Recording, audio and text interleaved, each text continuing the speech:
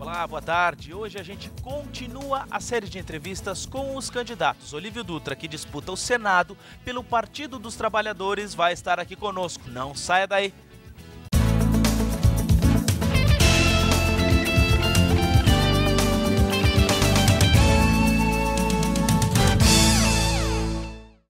Olívio Dutra nasceu em Bossoroca, tem 73 anos, é formado em letras e funcionário concursado do Banco do Rio Grande do Sul, do Banrisul.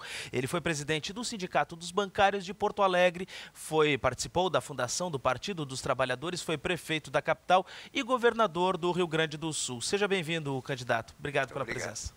Participa desta entrevista o professor e coordenador do curso de Comunicação Social da UBRA, professor Davidson Campos. Boa noite, professor. Obrigado pela presença. Boa noite.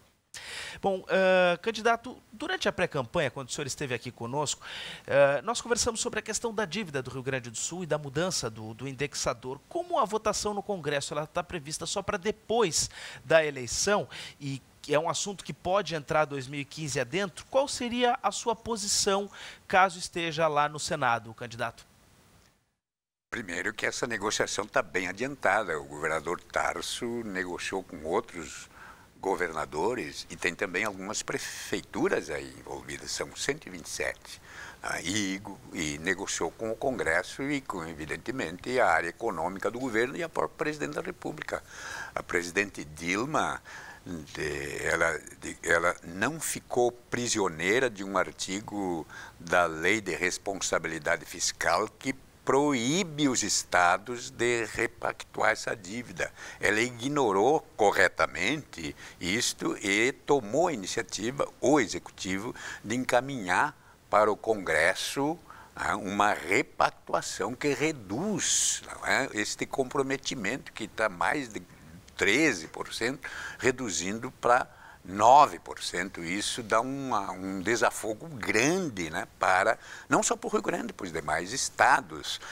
E isto vai ser votado agora em novembro, no Congresso. É compromisso. A presidente da República declarou isso aberta, publicamente, não faz muito. Então, o governador Tarso avançou significativamente nessa questão, mas é evidente que a gente vai para o Senado para ir mais longe, porque não é só a redução dessa alíquota para aliviar o percentual de comprometimento do pagamento da dívida com a receita líquida do Estado. Essa dívida é impagável, ela é uma espécie de um bolo de neve. Tu vai pagando o serviço da dívida e nunca diminui o corpo da dívida. Então tem que mexer no pacto federativo e tem que também ter uma reforma tributária e acabar com as isenções fiscais tributárias, favores tributários, em que um ente federado mexe na receita do outro. Então, no Senado, nós vamos trabalhar isso. A alteração do IPI, do imposto que barateou o custo dos veículos. Este é uma forma no caso, o IPI é um imposto federal, quando o governo federal, isso em outros governos também aconteceu, infelizmente também temos levando essa política adiante, quando é reduzido o IPI, o Imposto sobre Produção Industrial, que é um imposto federal, o governo federal, quando reduz isso para algum grupo, como é em especial o setor automobilístico, ele está retirando dinheiro, ou parte do dinheiro que compõe o fundo de participação dos estados e dos municípios. Portanto, a revelia dos municípios e do Estado, um ente federado, mexe na receita dos outros. E não é para aumentar, é para diminuir. Mas a justificativa era para impulsionar a economia. O senhor acha Sim, mas impulsiona a economia. Mas impulsiona um incentivo em outro imposto, então, se reduzir uma outra tarifa? Não, tem que acabar com as isenções fiscais. Tem que acabar com os favores tributários. Não pode. Você se instala para executar um negócio, para ganhar dinheiro, ter lucro, você tem que ter capacidade de investir os teus recursos, senão é o capitalismo, não é que, digamos, socializa os prejuízos e privativa os lucros. Quem entra com o capital de risco é o Estado. E o grupo privado, né, só se beneficia, né, devolve muito pouco, então tem que acabar. Eu quero lutar por isso. Enfrentei isso como governador, enfrentei isso como prefeito, debati isso na Constituinte, eu fui constituinte, não é? E enfrentei isso também lá no próprio Ministério das Cidades. Nós temos que acabar com essa política de guerra fiscal, né? Que um ente federado briga com o outro para trazer uma empresa para cá, ela paga menos impostos, não resolve para onde vai e deixa o problema de onde saiu. E o setor público, no modo geral, reduz a sua receita, enquanto as demandas, não é, dos demais entes federados aumentam. Então, tem que sim acabar com esta isenção, né, fiscal, com os favores tributários, e é possível, e eu vou lutar para ter um imposto único, que pode ser. Hoje nós onde se vende, que tu paga esse imposto, né? Pode ser onde se produz, né? Tem que ver bem, né? Porque o Pacto Federativo não é nada mais, nada menos do que um sistema de vasos comunicantes, né? Para onde a economia é mais deprimida, não é? Tem uma solidariedade da federação, né? Para ajudar essas regiões mais deprimidas, não é? Tudo que tu arrecada, tudo fica para ti. Não, né? O país tem regiões desiguais, necessidades, outras. Então, é por isso que o estado mais rico do país, por exemplo, São Paulo, tem um retorno de 7%. Né? Assim vai, dependendo. A região norte e nordeste é a mais deprimida. A leste e sul, né, onde estamos, nessa região, o maior retorno é do Espírito Santo. Sim. O Rio Grande é o terceiro e São Paulo é o último. Professor. Boa noite, candidato. Boa noite, professor. Conversar com o senhor. O senhor tem baseado a sua campanha na necessidade de se fazerem reformas estruturantes mesmo, e que o país necessita e demanda bastante tempo.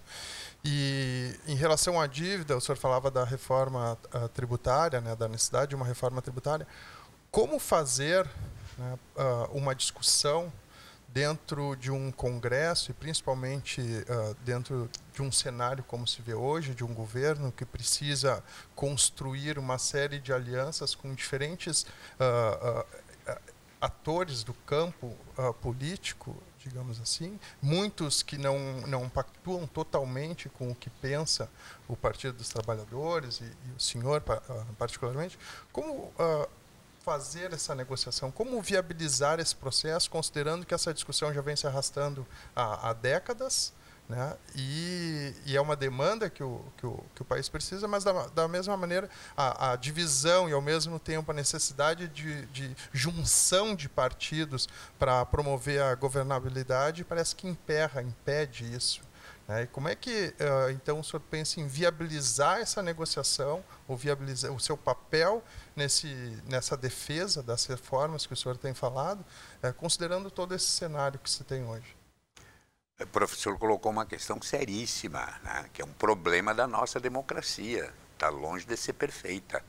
Então, nós temos que fazer, digamos, né, tem que assobiar e chupar cana ao mesmo tempo, né, porque nós precisamos de uma reforma política, no meu entender, é a mãe das reformas.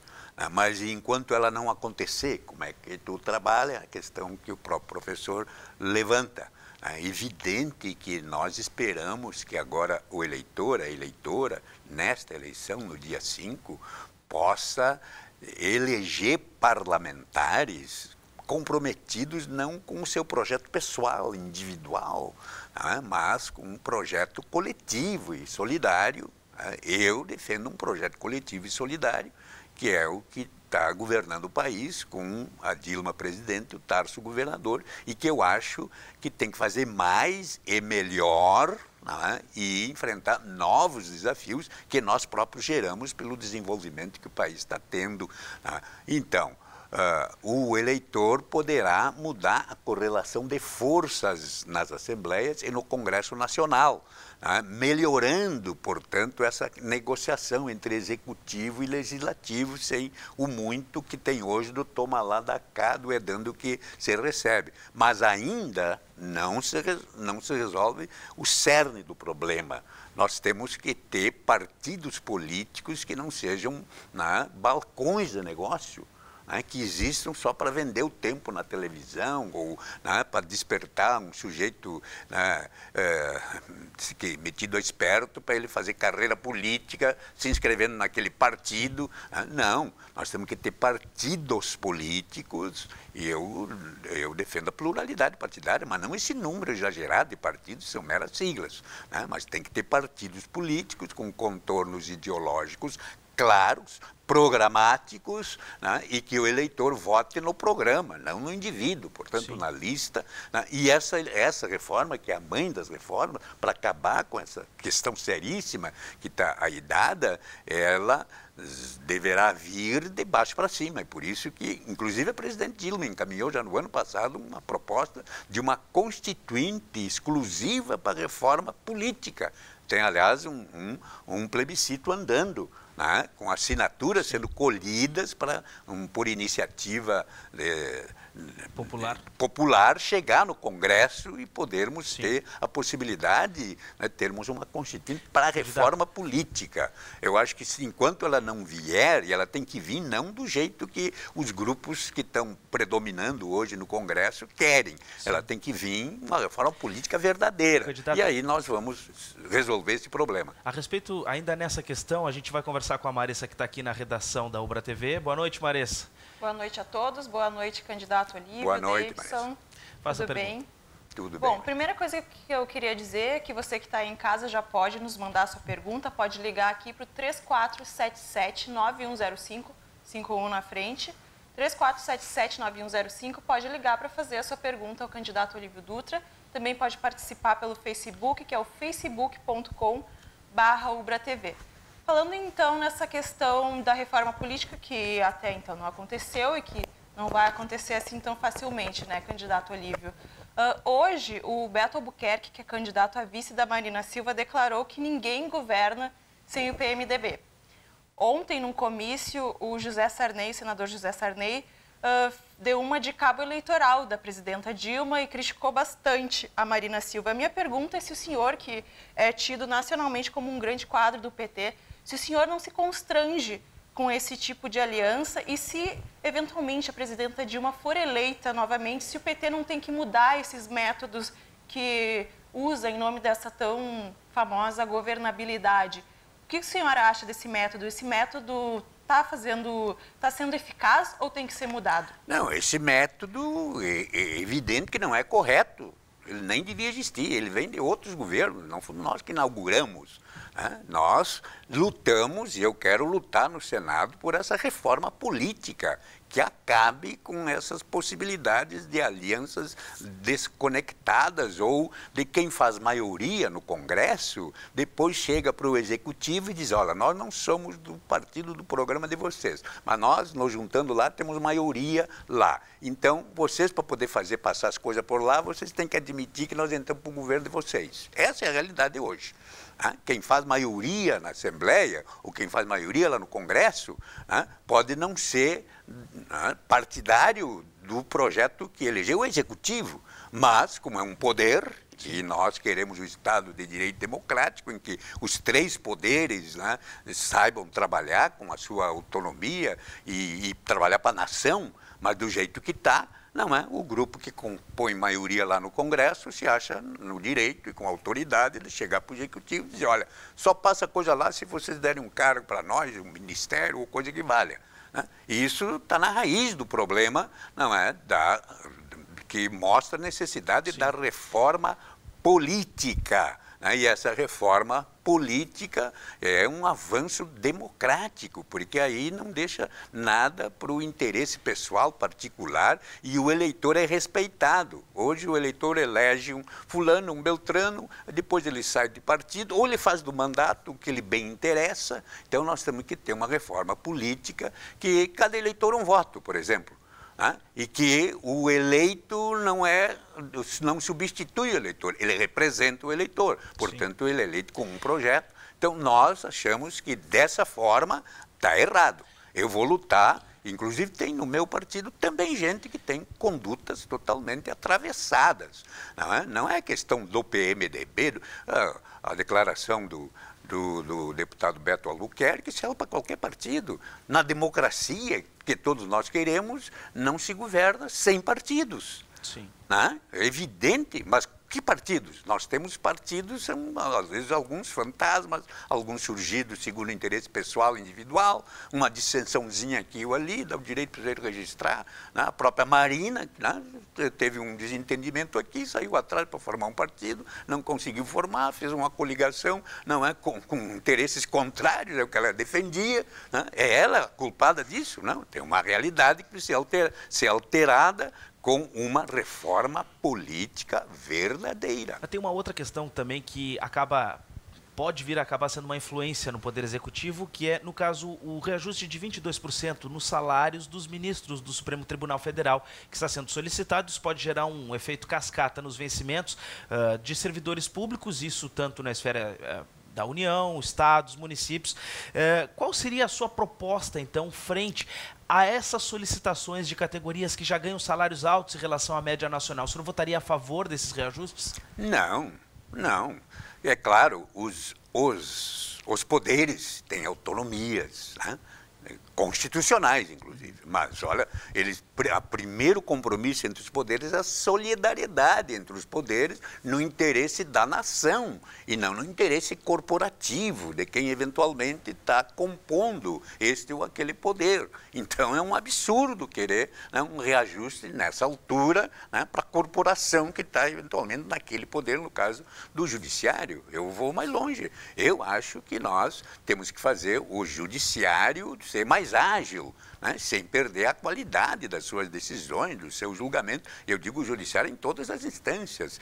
E isso também pode levar num caminho de consolidação democrática que nós tenhamos, inclusive, determinados níveis do judiciário, seus integrantes sendo eleitos, preenchidos requisitos, evidentemente, para o cidadão se candidatar, ele ser eleito não pela corporação, mas pela cidadania, e não ter jamais essa coisa de que eu tenho o direito de aumentar o meu salário e os demais que se danem. Não.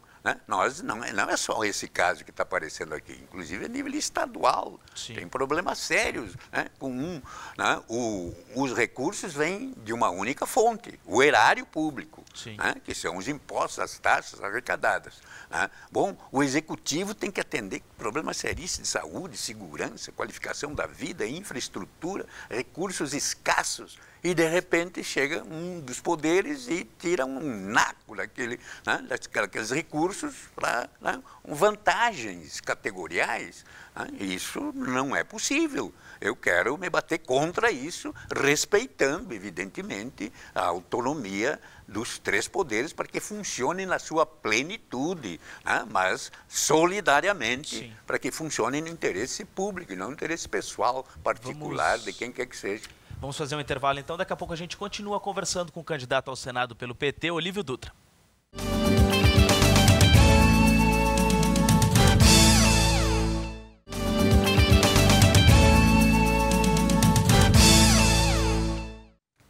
Conexão RS, conversando com o candidato ao Senado pelo PT, Olívio Dutra, e quem abre a rodada deste bloco é o professor Davidson Campos, que participa desta entrevista, professor. Bom, candidato, nós falávamos antes do intervalo a questão da autonomia dos poderes, e da necessidade de agilidade, uma agilidade maior, principalmente no judiciário, em questões mais ligadas ao cotidiano, à vida das pessoas.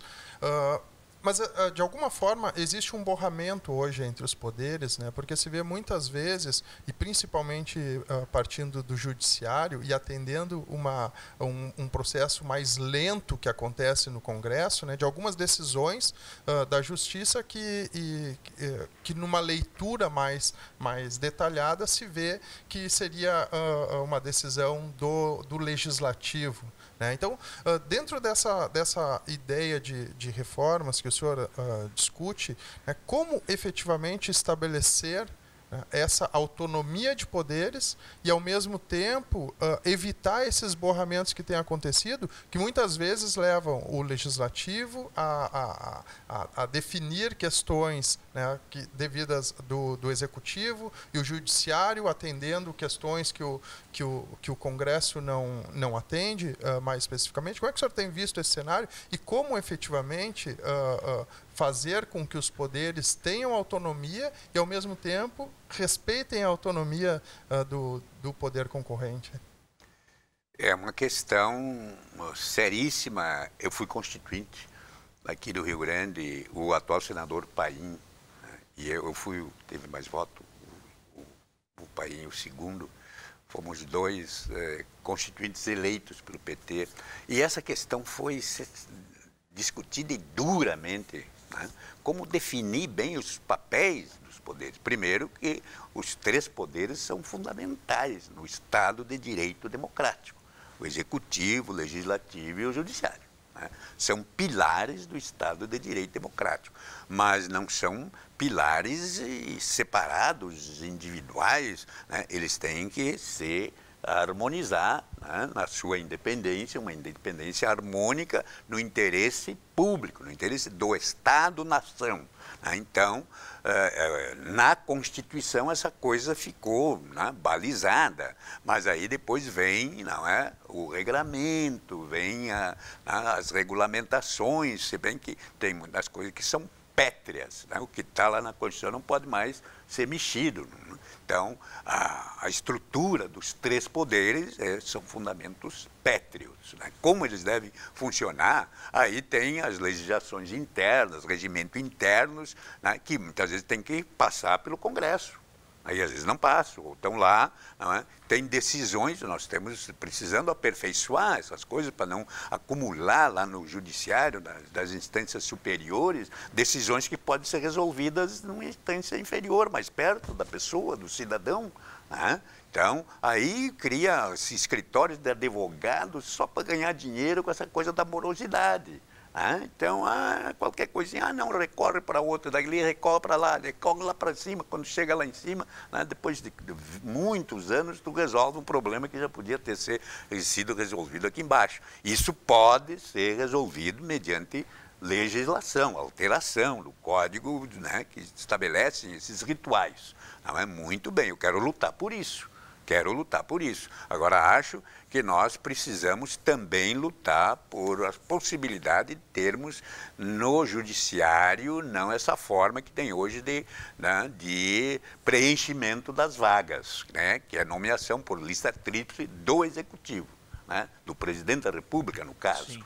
Né? Eu acho que tem que reduzir isto, não é? Mas tem que aumentar o poder da cidadania, do cidadão. Né? Numa sociedade democrática, quanto mais cidadania, né, tiver, mais, digamos, protagonismo das pessoas no controle do Estado, do governo e dos governantes, mais consolidada é a democracia e o Estado funciona melhor, não para poucos ou para alguns, né, mas tem que funcionar bem para todos e bem melhor para a maioria. Sim. Então, nós precisamos, sim, trabalhar a possibilidade de eleição de alguns níveis do judiciário, né, pelo cidadão. Isso é possível nas democracias mais consolidadas. Tribunal de Contas do Estado também? Tribunal de Contas do Estado também? Tem tribunais, evidente, no Tribunal de Contas é um absurdo. Tem municípios que têm Tribunal de Contas, sem necessidade de ter. É uma despesa enorme. Tribunais militares têm que acabar também. Sim. Troco de quê? Tem um tribunal militar. Isso não tem fundamento e é um custo enorme. Sim. E serve a corporações, a coisas que não é tão, em vez de truncar, em vez de facilitar, truncam o exercício da aplicação da justiça. Eu queria unir duas perguntas que a gente tem aqui em uma só para a gente falar das questões das minorias. Recentemente, neste final de semana, foi celebrado o casamento entre duas meninas, duas moças de 24, 26 anos, se não estou enganado, em Santana do Livramento. Houve um incêndio no CTG Sentinela do Planalto, que a hipótese mais dita, né, mais provável é que tenha sido uma retaliação a que a união homossexual ia acontecer no CTG. Outra questão é o caso da torcedora do Grêmio que chamou o goleiro Aranha de macaco no jogo na Arena. Como é que o senhor trataria essa questão das minorias em um possível mandato do senhor? Eu começo pela questão do casamento. A homofobia pode ser criminalizada? Não. Aliás, sim, a homofobia, sim, claro, claro. Sim, a homofobia é um crime inafiançável. Né? Eu acho que a união homoafetiva, ela tem que estar assegurada, inclusive, em lei. Eu sou favorável que na lei se garanta o direito, né, de uma relação homoafetiva se transformar em casamento registrado. Né? Eu defendo isso. Né? E o que acontece na privacidade das pessoas não tem que ter o dedo do Estado e de ninguém. As pessoas têm uma relação afetiva e não estão se martirizando e nem ferindo o direito de outros, é da sua privacidade, né, do seu jeito de viver e viver dignamente, tem que garantir isso na lei. Né? E agora essa questão do racismo, sim, e que tem ocorrido em várias questões, porque é uma questão cultural, mas ninguém tem o direito de ser racista. Um Estado democrático, ninguém tem o direito de ser racista. Ah, não, mas tem que admitir que a pessoa pode ser racista. Não, o racismo tem que ser combatido, e culturalmente. Porque o que acontece Eu acho que ocorreu ali, só para concluir, eu acho que um erro não justifica outro. Sim. Né? Aquela moça cometeu um erro e tem que pagar por isso, está pagando, aliás. Né? Mas o erro enorme de ter alguém lá cometer a gravidade de incendiar a residência de uma pessoa, é um erro que não pode justificar outro, de claro, jeito nenhum. Não se justifica o ato de incendiar a casa da pessoa. Nessa questão é preciso mais punição ou mais educação? Tem que ter punição gradativa, evidentemente, mas tem que ter. Não pode existir impunidade. Tá? Debatemos isso na Constituição. Né? É um crime inafiançável e tem que ser combatido isso. Né? Tem que ser combatido no cotidiano. A educação é fundamental. Dentro de casa, inclusive. Dentro de casa. Eu confesso, a minha mãe, olha aqui, minha família é uma família de gente pobre, mas claro, mas não miserável. Né? Meu pai era carpinteiro, criou 5 filhos, a minha mãe dona de casa, que tinha que inclusive lavar roupa para os praças do exército, para reforçar a renda familiar. Né? E a minha mãe era, digamos, de uma linhagem mais portuguesa, né? Oliveira Beis, e o meu pai, bisneto de escravos alforreados, né? Portanto mais afrodescendente. Né? A minha mãe, para os parentes dela, tinha casado com um negro. Sim. A minha mãe tinha também uma conduta com relação a nós, que ela dizia: os meus filhos não lavam roupa. Quem lava as roupas são as gurias. Os meus filhos, dentro de casa, eles só areiam o fogão. Quem varre o chão são as gurias. Os meus filhos não varrem dentro de casa, os meus filhos varrem o pátio. Isso é evidente que são resquícios culturais que estão introjetados. Eu tenho um orgulho enorme da minha mãe e do meu pai por tudo que nos ensinaram, mas a gente percebe que essa é uma questão introjetada, que tu já vai lá de casa fazendo uma distinção de gênero, estabelecendo que para as mulheres essas tarefas, para os homens são aquelas. Não tem que ter isto. Tem que vencer essas barreiras de desigualdade de gênero, sim, que chega num ponto em que as mulheres, mesmo na mesma função, ganhando menos que os homens. Então, eu acho isso um absurdo, mas isso, eu quero dizer, é uma coisa cultural, vem de longe, eu não justifico, nem mesmo assim se justifica, mas a gente tem que estar constantemente se policiando. Eu e a Judite, eu, assim, ocasiões que a Judite levantava antes de mim, e eu levantava depois e deixava a cama para ela ir arrumar. São pequenas coisas, né? Quer dizer, a Judite tinha que sair, professora, e eu, né, almoçava depois, né, e não lavava a louça, deixava para ela vir lavar. É isso que está no cotidiano. No cotidiano, cada um de nós, tu vai ver, tu tem que te aperfeiçoar, certo, te modificar. Né? É claro, hoje, pelo menos essas certo coisas eu já estou compartilhando bem mais, não é? Com a minha mulher, com professor, a Judite. Mas eu parto de mim para ver como é que as coisas estão. Ninguém pode se assumir, tá tudo, os preconceituosos são outros, os que discriminam são outros. Às vezes, no detalhe, a gente também está nesse processo, porque é uma coisa cultural que tu tem que estar lutando permanentemente contra qualquer preconceito ou discriminação. Sobre a questão, aproveitando a questão das minorias, o movimento social, nos últimos anos, ele adota um novo perfil, né?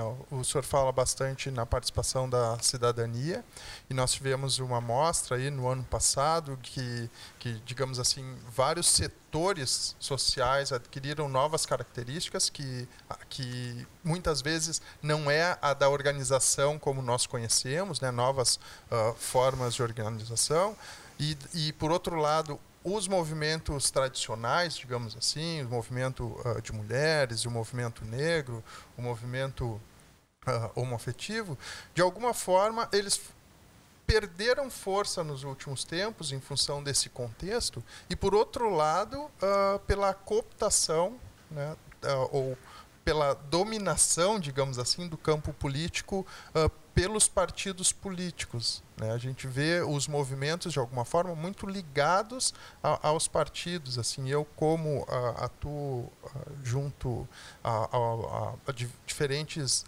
instituições, diferentes grupos do movimento negro, consigo ver essa divisão, né? E que, por um lado, seria ideológica, né? Mas o enfraquecimento ideológico dos partidos faz que essa atuação seja mais profissional, efetivamente, e menos militante.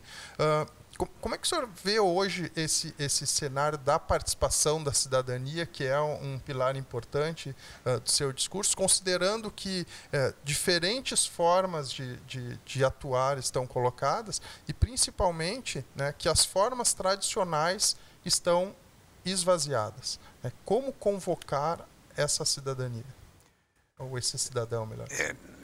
A democracia que todos nós queremos, né, é um processo permanente, não está pronta e acabada e nem pode ser imposta de cima para baixo. Né? Nós lutamos contra uma ditadura, né? Estamos vivendo o maior período de democracia da história republicana do Brasil. Né? Então, é jovem a nossa democracia. Eu luto, fui militante sindical, presidente do Sindicato dos Bancários de Porto Alegre, né? Aprendi muito, me orgulho disso, né? Lutamos, né, com as outras categorias, articulação entre diferentes categorias de trabalhadores, isso é importante, a criação de partidos, debates políticos, debate de questões sociais, econômicas, específicas e gerais. Eu acho que um partido político pode ter e deve, primeiro, respeitar os movimentos sociais populares na sua autonomia, na sua independência. Agora, um partido político pode ter vinculações com os movimentos sociais, deve ter lá nos movimentos sociais militantes lá que são filiados a partidos, N partidos, mas são espaços diferentes. São espaços diferentes. Nem o partido pode ser um mero reflexo do movimento social, e nem o movimento social pode ser mera correia de transmissão do partido. Eles têm que ter relações de respeito e de independência mútua. Mas o que não se pode é impedir que o militante social não pode ter partido, assumiu a direção da entidade, não pode ter partido. Pode.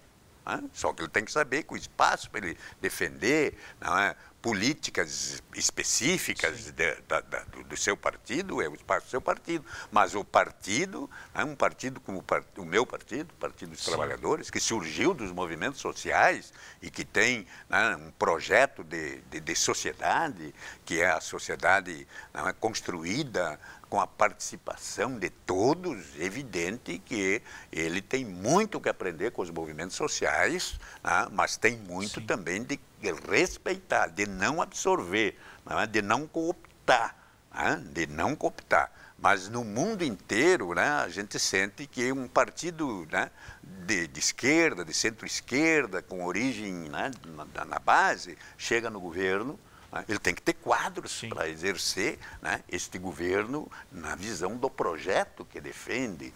Então, evidente que vai ter gente que estava antes só no movimento e vai estar, não é, exercendo funções. Tomara que possam ser passageiras. Né? Os movimentos sociais têm que disputar. Os movimentos sociais têm que disputar os espaços institucionais. Os movimentos sociais têm que eleger deputados, enfim, eleger projetos, propostas. Mas eu acho que eles têm que ter entre si uma alternância. Olha, agora, né, vai ser tu o nosso representante dentro de tal partido, porque aquele partido tem programa perto do nosso. Mas tu não vai ficar eternamente lá. O movimento vai ir substituindo, assim como eu acho que os partidos do campo de, digamos, de centro-esquerda, do democrático popular, podiam ter um programa comum e se alternarem na execução desse programa, nem sempre só ser um daquele partido cabeça, não é, da proposta executiva, mas isso é coisa para a gente alcançar ainda. Mas só complementando, e o senhor acredita que o PT abre espaço para isso? O PT abre, sim. O PT, né, tem cometido erros, né, tem, sim, mas tem cometido muitos acertos. Não é? Muitos acertos no sentido de, não é, instigar os movimentos sociais. Não é por estarmos no governo que os movimentos sociais têm que arrear as bandeiras de lutas que têm. Né? Não, né? Um governo tem um governo. Primeiro que tem a institucionalidade, as leis, o mandato é por tal tempo. Né? O governo, quando tu chega no governo, tu não é o governo do teu partido, dos teus amigos, né? Tu tem que governar para todos. E o teu programa tem que atender interesses dos mais necessitados, é o caso do PT. Né? Mas aí, não é? Isto significa também, né, que tu tem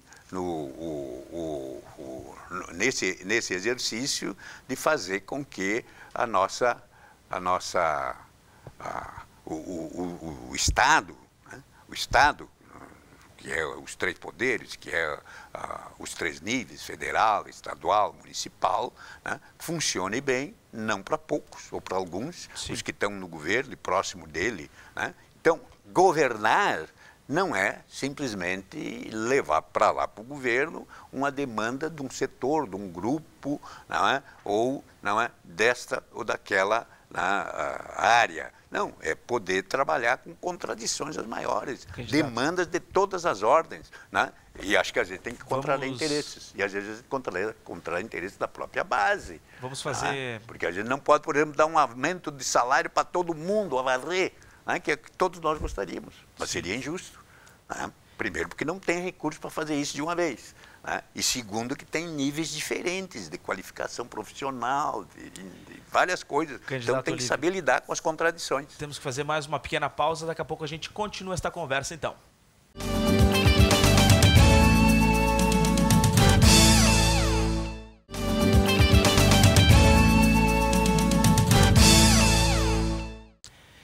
Estamos conversando com o candidato ao Senado pelo PT, Olívio Dutra, e vamos agora direto ao vivo ao campus da UBRA, aqui em Canoas, para conversar com o Fernando Perdigão, que já tem uma... Boa noite, Guilherme, boa noite, candidato, boa noite aos colegas. Nós estamos aqui direto do prédio 11, na UBRA Canoas. Quem está aqui comigo é a Aline Ivanovski, ela vai fazer a primeira pergunta e, na sequência, candidato, eu faço uma segunda pergunta, tá certo?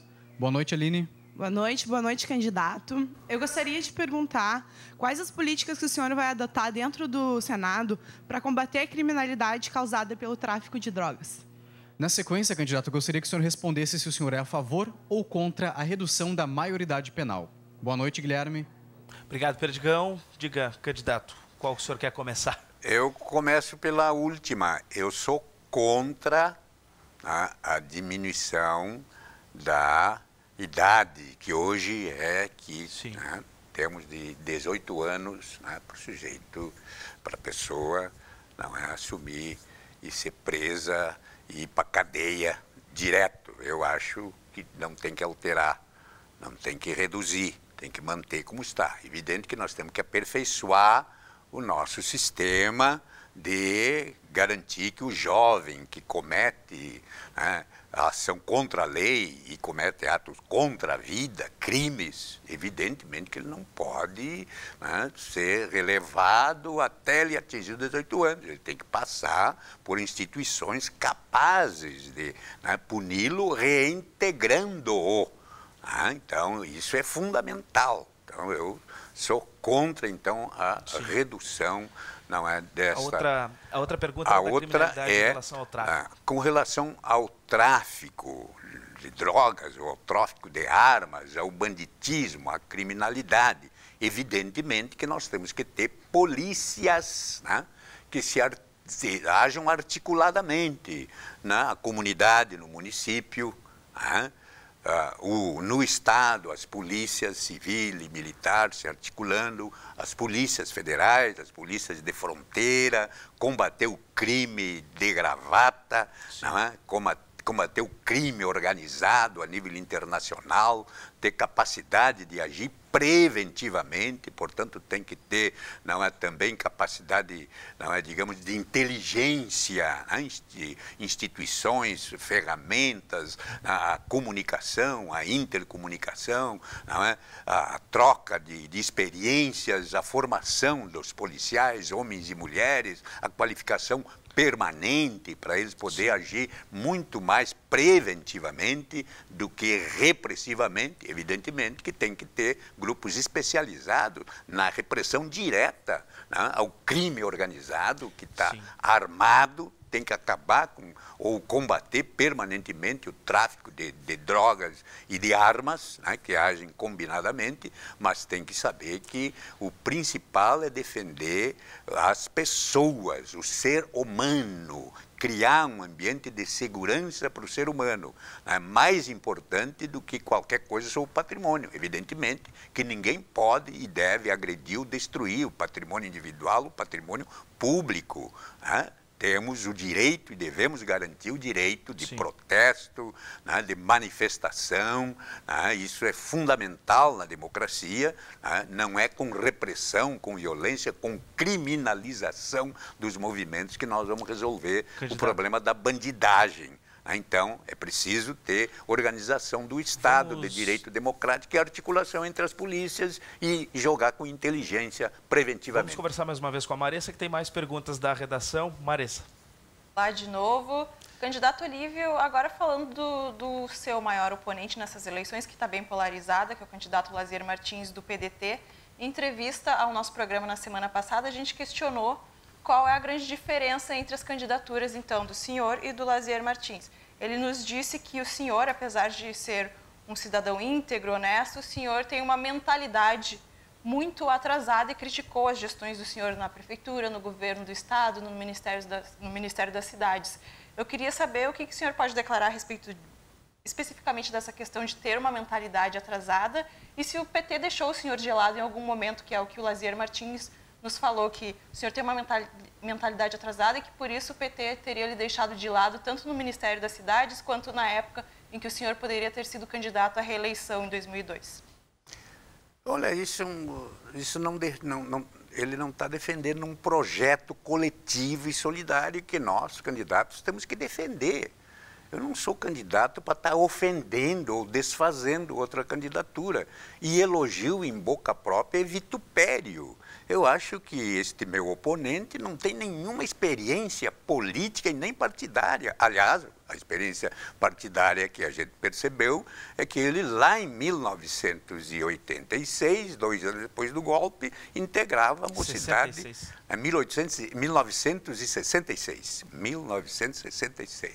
Então, 86 nós estávamos saindo, né? Da 2 anos depois do golpe, né, que instalou a ditadura no país, ele estava lá bem protegido como membro, né, da mocidade arenista. Isso é de jornal, não é eu que estou afirmando. Então, a experiência dele, lá na origem, é isso, enquanto o Brizola estava indo para o exílio. Como é que essa informação chegou ao senhor, candidato? A informação está no jornal, não é nada inventado, está aqui no jornal. O jornal, aliás, eu acho que ele trabalhava no Correio do Povo. Então tem. Além do Correio, há algum outro documento? Não, filiação? eu não estou. Eu estou dizendo que tem uma notícia no Correio do Povo, está aqui, né, que diz que ele integrava, segundo vice-presidente, não é, do diretório da mocidade arenista. Bueno, então, olha, eu defendo um projeto que não é meu, não é pessoal. Tenho diferenças dentro do PT, não é, com respeito à integridade, à política como a construção do bem comum, não como uma carreira. E este meu oponente é um carreirista, né? Ele está querendo mudar de profissão. Ele mesmo veio dizer que por que ele sai de ser comunicador para ir para o Senado sem passar por outra experiência? Não, porque no Senado é mais cômodo, é mais confortável. Ele mesmo disse isso. Então, ele está querendo mudar de profissão e passou muito tempo falando praticamente sozinho em palcos montados pelo Estado, né, pela empresa e pelos seus patrocinadores, falar praticamente sozinho. Então, ele não tem autoridade nenhuma. Com uma pessoa dessa, a gente não aprende a política como a construção do bem comum. Então, eu quero dizer que me orgulho de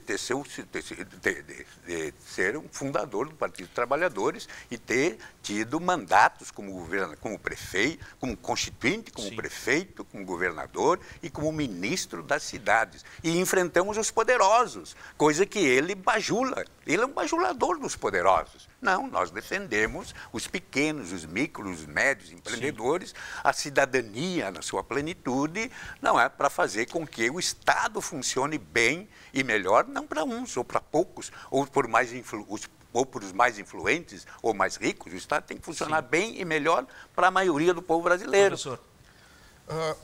O senhor, com essa experiência partidária e, ao mesmo tempo, sabe, essa postura de homem do partido e, ao mesmo tempo, um crítico, né, de alguns pontos do Partido dos Trabalhadores, dentro do Senado, caso eleito, né, se vê muitas vezes digamos assim, um enquadramento de senadores e congressistas, de uma maneira geral, que têm posições contrárias do governo. O senhor acha que essa sua trajetória dentro do Partido dos Trabalhadores lhe dá mais mobilidade de atuação no Senado ou, né, de maneira contrária e como aconteceu algumas vezes, o senhor mesmo com posição Sim. contrária a algum ponto, o senhor votaria a favor, sendo uma posição do governo? Professor,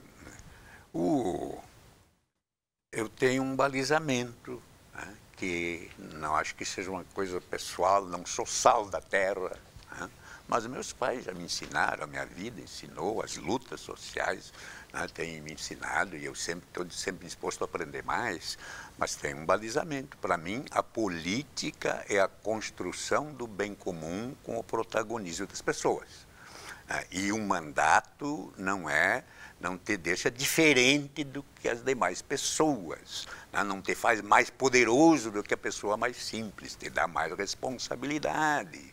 Né? Então, ter um mandato, seja executivo ou legislativo, é fazer corresponder aquele mandato às lutas, né, do povo que o elegeu. Então, eu acho e eu quero ser eleito sempre por um projeto coletivo e solidário, como tenho sido. Né? E dentro desse projeto, poder ter o direito de discutir, discordar, ser minoria eventual, maioria ocasional, mas sempre dentro de um projeto coletivo. Né? Eu acho que nós precisamos da reforma política. O próprio PT também, não é, começou a cometer atitudes da velha e tradicional política. Nós temos que ter uma reforma política em que os partidos tenham contornos ideológicos claros, programáticos, e o eleitor e a eleitora vote numa lista, não num indivíduo, numa pessoa, porque é amigo, porque é parente, porque pode resolver meu probleminha. Não, vota num projeto e que pode cobrar, acompanhar a execução daquele mandato, e tem que ter uma reforma política que acabe com o predomínio do poder econômico sobre o resultado final das eleições. Não, bem rápido, caso a presidente Dilma seja reeleita e o senhor eleito ao Senado, o senhor votaria contra o governo se isso fosse contra uma posição sua? Posso votar, eu acho difícil que vai ter uma situação dessas, né? Mas eu não vou votar, não é só por... né? Por quizilha pessoal ou individual, tem que ter uma justificativa muito bem fundada para me imporem um determinado voto que não é o que combina com a política, com a construção do bem comum, com o protagonismo das pessoas. Para as considerações, a gente sabe que o custo das casas legislativas sempre é alto. O senhor abriria mão de cargos em comissão, de assessores no Senado para reduzir esse custo da sua contribuição? Olha, o que eu quero é que o mandato funcione plenamente, sem... não é? Mordomias, sem vantagens adicionais, sem criar novas vantagens, né? Sem empreguismo, não é? Sem bonapartismo e também sem jogar a família para cargos ou os amigos. Né? Um mandato, seja do vereador, seja do deputado estadual, federal, do senador. Tipo, o senhor fazer as considerações finais agora. Tem que ser um mandato para funcionar plenamente, não para o exercente do mandato para os seus amigos, mas para o interesse coletivo, social do projeto que então o elegeu. Suas considerações finais aí, senhor? Agradecer a vocês a oportunidade, que bom que a ULBRA tenha trazido aqui, esteja trazendo todos os candidatos ao Senado. Eu defendo um projeto coletivo e solidário que está fazendo bem para o Brasil. Por isso quero reeleger a Dilma, presidente, eleger o Tarso, governador, e com eles uma bancada séria na Assembleia Legislativa, no Congresso Nacional, para reforçar esse projeto para ele poder fazer mais e melhor. Muito obrigado. Mas quem decide a eleição é tu, eleitora, construindo desde agora conscientemente o teu voto. Muito obrigado. Amanhã o RS volta ao normal, né? O programa normal com o Bives e o também aqui na bancada. Tchau.